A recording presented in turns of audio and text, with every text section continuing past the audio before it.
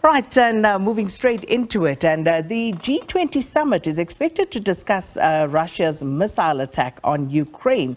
Now, two of the missiles landed in Poland.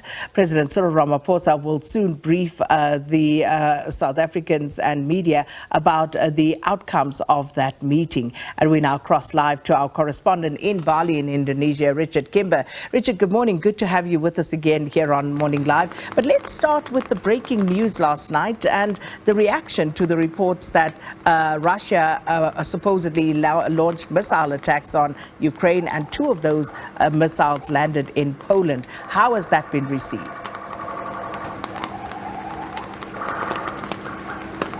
Well, it's been a dramatic start to the second and final day of the G20 Summit here. The news of those missiles exploding in Poland came in the middle of the night here. It was not even 3 a.m. When the messages started circulating that this had happened. That resulted in much of today's events really being turned on their head. There was an emergency roundtable meeting convened of the G7 leaders. That's, of course, the main countries here at the G20, led by President Joe Biden of the United States, with many European leaders there as well. They immediately tried to get to the bottom of what exactly had happened and formulate a joint response to that. There's been no specific joint statement yet from that meeting on their exact planned response to these missiles, and that's largely because there's still conflicting intelligence reports about exactly where those missiles may have came from. President Biden has said himself unilaterally that he says there is no clear evidence that these missiles were indeed fired from Russia. At the moment, there's still an investigation going on in Poland. He says he's lent his full support to that investigation, and in the meantime, other G7 leaders here are simply calling for a de-escalation of this story for the time being until it's a little bit clearer exactly what's happened. Russia, of course, has denied responsibility for those missile attacks, and was listening to the U.S. President Joe Biden, also very careful in choosing his words in characterizing what has happened, saying that, we should wait for those reports to come through. But against that, you have the Pentagon looking into that attack, as they put it. Lithuania's president saying every inch of NATO territory must be defended. Hungary convening a defense council. Poland calling an emergency national security council meeting. And it would just seem that while there is calls for de-escalation, some of these NATO members some would say, seem to be chomping at the bit to get involved in this particular situation.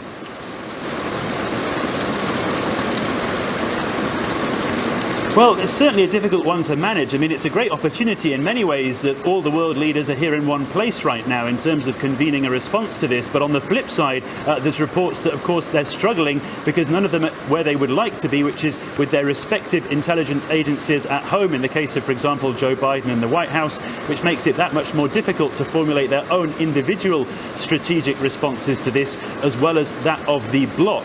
For the time being, as I say, an investigation is ongoing. European leaders are closely looking at that, and the expectation ultimately for the G20 is that this will likely cause a premature end to events here, with some leaders already looking to wrap up their schedule earlier than expected and head back home. I've in fact just heard from the South African presidential office here saying that that will be the case for President Cyril Ramaphosa, and his own planned afternoon of meetings and media briefings may not happen at all. So this may cause a premature end to the G20, unfortunately probably to the detriment of some of these smaller countries represented here, who are looking today to try and make the most of more time to discuss issues that they feel are very important to them, particularly food security, fuel security, and the impact of what's been happening in Ukraine. There's not really been a lot of time for that over the last 24 hours because of the fact that the Russia-Ukraine issue has dominated the agenda here on Tuesday.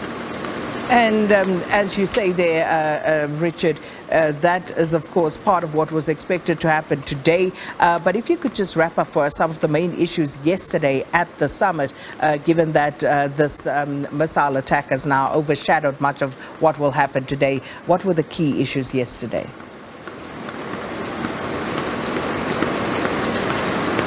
Well, certainly, as I say, Russia has dominated the agenda. The main push from the bigger countries here at the G20 was to try and come together and make it very clear to Moscow that its actions in Ukraine are totally unacceptable. It's pushed Moscow harder than ever for an immediate withdrawal. That's been met, of course, with dismissal from Russia's representation here in the form of Russia's Foreign Minister Sergei Lavrov, who is here instead of the Russian President Vladimir Putin, which has made this call for de-escalation somewhat less meaningful than it might have been if the Russian president had been here himself. On the side of that, it's important, though, to note that there have been other things going on in the background. South Africa's President Cyril Ramaphosa, who I've been following here as well, has himself been trying to do his level best to make his voice heard amidst all of this Russia-Ukraine talk.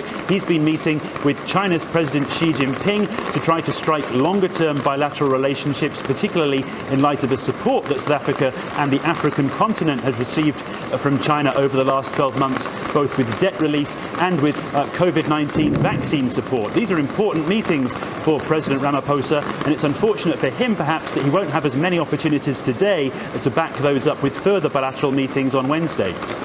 Richard Kimber, thanks so much for that update. Richard speaking to us, of course, from Bali in Indonesia. And as you heard there, President Cyril Ramaphosa making his way back home. But we are expecting that media briefing to just glean more of what the president would like to share with us at this stage.